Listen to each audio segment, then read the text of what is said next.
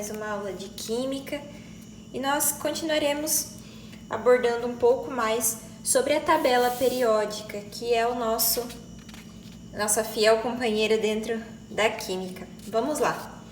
Então, a tabela periódica, ela está organizada de uma forma toda colorida e não é à toa toda essa coloração. Então, nós podemos dizer que os elementos da tabela estão organizados em 4 grupos de acordo com as propriedades físicas e químicas. E eu vou trazer para vocês aqui uma tabela periódica para que vocês consigam compreender então essas colorações. Então, observem comigo que a coloração verdinha, ela vai representar os metais. Os metais são a maior parte da tabela, como vocês podem perceber. Ainda existem subdivisões dentro dos grupos dos metais. Nós temos os metais alcalinos, alcalinos terrosos, metais de transição interna e externa, mas isso fica para uma próxima aula. De forma geral, os metais nós temos como exemplo alguns que nós encontramos facilmente no nosso dia a dia. Sabemos que os metais eles têm algumas propriedades bem características. Eles apresentam um brilho metálico, que é aquela coloração característica que nós conseguimos identificar a olho nu.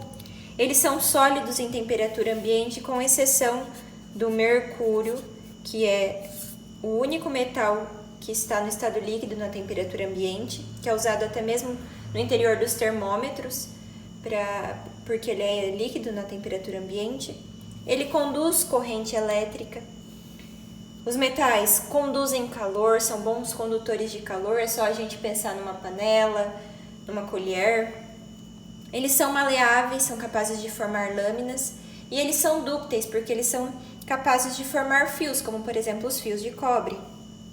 E eles têm a tendência a perder elétrons e a formar cátions. O segundo grupo que nós temos são os ametais, que são esses elementos aí identificados com amarelo na nossa tabela periódica. São cerca de 11 elementos que têm propriedades opostas às dos metais. Como o nome já sugere pra gente, esse A nós sabemos que ele significa negação, então não são metais.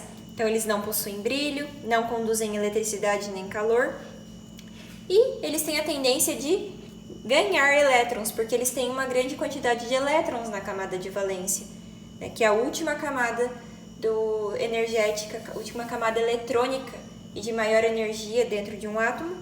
Então, eles têm a tendência a formar ânions. E, por fim, nós temos os gases nobres, que são esses elementos identificados na nossa tabela, nessa coluna azul. Eles pertencem, então, a essa família 18, que é a família dos gases nobres. E esse nome nobres não é à toa, mas é porque são gases que são inertes, eles são nobres, são muito frescurentos. Eles, na natureza, eles são encontrados de forma isolada, eles não gostam de se misturar, eles não gostam de se combinar com outros elementos. E são gases porque realmente em temperatura ambiente eles estão no estado gasoso. E aí, pessoal, existe um elemento que na nossa tabela ele não está diferenciado, mas é o hidrogênio, é o primeiro elemento ali no topo da tabela periódica do lado esquerdo, que ele é diferente de qualquer elemento químico. Ele está na família 1A apenas, porque ele tem um elétron na camada de valência, ou seja, na última camada dele, que aliás é só uma, ele só tem um elétron. E mesmo ele estando junto com os metais ali na tabela periódica, ele não apresenta propriedades semelhantes aos metais.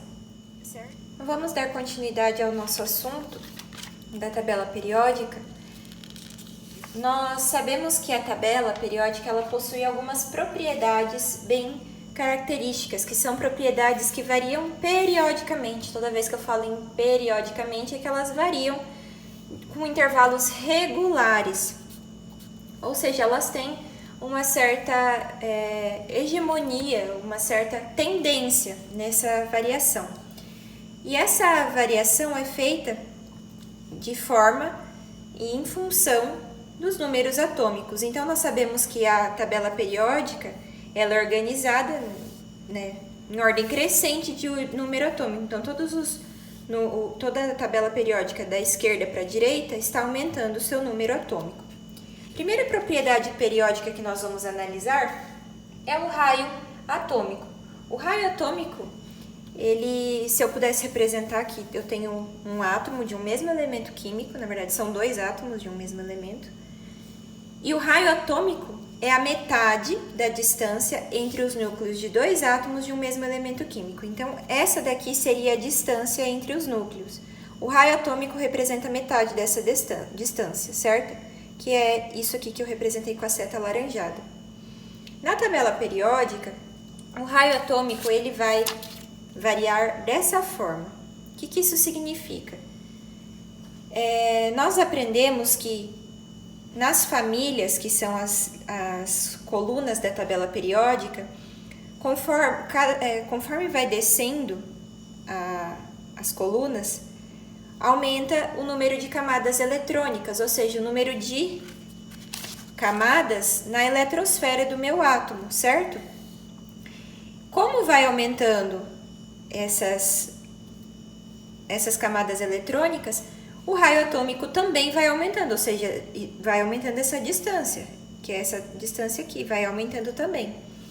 E já no período, são as linhas da minha tabela periódica, a quantidade de elétrons ela vai diminuir da direita para a esquerda.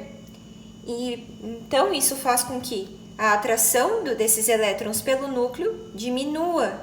Então, como diminui essa atração do núcleo pelos elétrons, o raio atômico se torna maior, porque pensem comigo, se eu tenho maior quantidade de energia negativa e energia positiva, a atração é maior, mas como a quantidade de elétrons é menor, a atração é menor, então consequentemente o espaço é maior. Então nós podemos dizer que o elemento de maior raio atômico é esse que se encontra aqui, que nós chamamos aí na tabela periódica de frâncio, certo? A próxima propriedade periódica que nós temos é a energia de ionização. A energia de ionização é a energia mínima. Observem isso, é a energia mínima que eu preciso para remover um elétron de um átomo no estado gasoso. Então, vamos pegar aqui novamente um exemplo.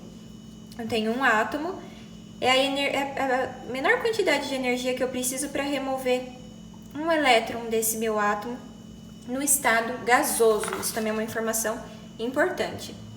Na tabela periódica, a energia de ionização vai variar dessa forma.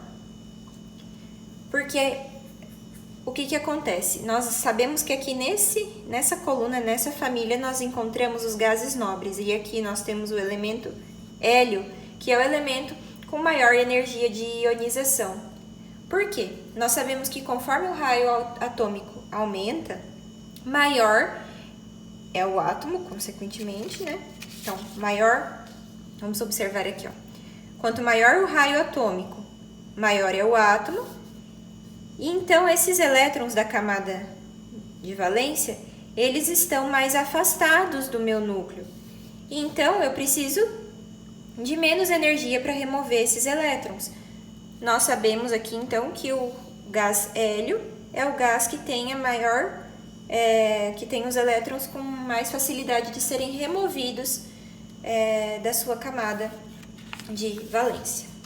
A próxima propriedade periódica é a eletronegatividade. A eletronegatividade é a tendência que um átomo tem de atrair elétrons. Isso é uma propriedade bem característica dos ametais, porque eles têm grande tendência em atrair os elétrons dentro de uma ligação química. Então, novamente, quando eu tenho um raio atômico maior é o meu átomo, certo? Então, maior é o meu átomo e maior é a eletrosfera. Isso faz com que os elétrons aqui na última camada, eles tenham uma atração menor pelo núcleo, então eu consigo fazer com que esses elétrons, nesse caso, eles tenham uma baixa atração. Então, os elementos que estão aqui, que têm um maior raio atômico, e são consequentemente maiores, eles têm uma menor eletronegatividade, porque a atração dos elétrons pelo núcleo é muito pequena. Já aqui, os átomos eles têm um menor raio atômico e, consequentemente, a atração dos elétrons pelo núcleo, que é positivo, é muito maior. E por fim, nós temos a eletropositividade, que é o contrário da eletronegatividade. Então, se a eletronegatividade era assim, a eletropositividade é o contrário. Então, é a tendência que um elétron tem de afastar seus elétrons ou de doar os seus elétrons. Então, novamente, como eu expliquei, o núcleo do átomo, nós sabemos que ele é positivo e a eletrosfera ela é negativa. Então, se o meu átomo ele está aqui, ele tem um maior raio atômico e, consequentemente, a sua eletrosfera tem os seus elétrons mais afastados, então a atração dos elétrons pelo núcleo ela é pequena. Então, ele consegue se desfazer facilmente desse elétron, ao contrário da eletronegatividade, certo? Então, eu reuni aqui para vocês dois desenhozinhos, né, da tabela periódica para que vocês consigam observar que o raio atômico e a eletropositividade, eles variam da mesma forma. Então, as duas propriedades têm como elemento químico de referência o frâncio, que tem maior raio atômico e maior eletropositividade, porque ele está aqui. Já a energia de ionização e a eletronegatividade, ao contrário. Então, elas estão, no caso da energia de ionização, nós temos o hélio, e da eletronegatividade, nós temos aqui o flúor, que é o elemento mais eletronegativo, porque os gases nobres não reagem, né, não fazem ligações químicas, então eu não consigo classificar ele dentro das propriedades químicas, porque quando eu falo das propriedades periódicas, porque quando eu falo em eletronegatividade, eu estou falando da capacidade do meu átomo em doar elétrons, a facilidade dele quando eu falo em eletronegatividade, eu estou falando na facilidade do meu átomo em atrair elétrons durante uma ligação química. E aqui os gases nobres não reagem, então eu falo aqui do flúor, certo, pessoal? Eu espero que vocês tenham entendido. Qualquer dúvida eu estou no plantão e na agenda digital. Um abraço e até a próxima aula.